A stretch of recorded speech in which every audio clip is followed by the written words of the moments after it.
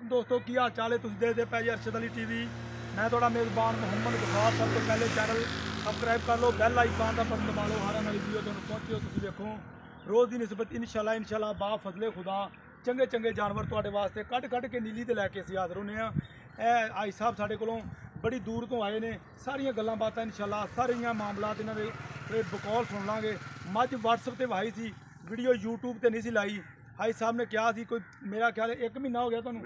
1 महीना हो गया है कि मैनू मझ तो असीं नीली दी कट के देनी गिफ्ट तौर पर इसलिए वास्ते YouTube ते फिर नहीं लाई तो WhatsApp ते भाई सलाम अलैकुम हाई साहब वालेकुम अस्सलाम की हाल ठीक ठाक जी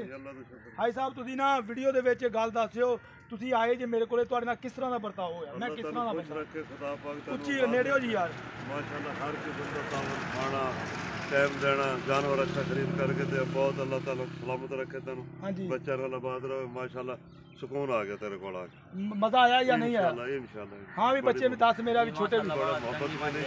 कित्थों केड़ी जगह तो आए जी जिला भखर कलूर कोट किन्ने दिनों तो मेरे नाल तुहाडा राबता भी मझ बेटिया लभ के दे 1 महीना हो गया है मेरे नाल राबता इन्हां दा मझ लभ के दे मझ किहदे तो लैनी क्या तुसीं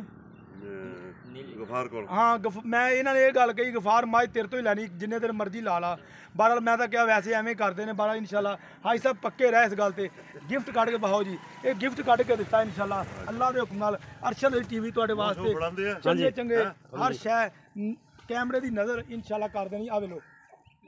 हाई साहब इंशाल्लाह तुहाडे वास्ते अल्लाह के हुक्म नाल बस हाले बंद होना कुछ शुजा पा लिया हाँ जी इंशाल्लाह बा फजले खुदा ये असीं आप इंशाल्लाह लोड करानी कोई वादा घाटा कोई कमी नहीं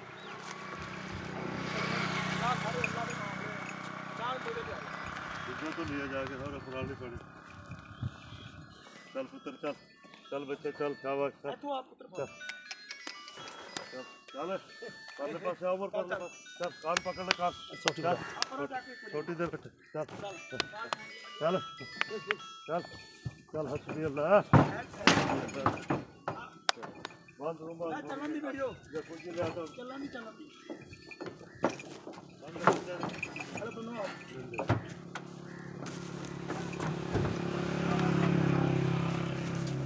ए वेख लो माशाल्लाह जिला भखर कलूर कोट जा रही है ए डाला है अपने हाँ सिर दे डाला है आप लैके आए सी कोई वादा घाटा कोई कमी कताई इंशाल्लाह नहीं छड़ी बकाया सारा अल्लाह पाक दा निज़ाम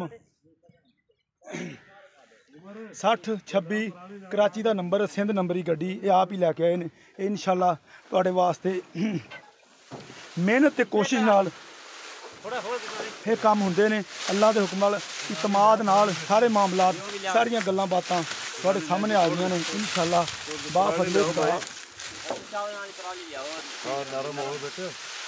बा फजले खुदा इंशाल्लाह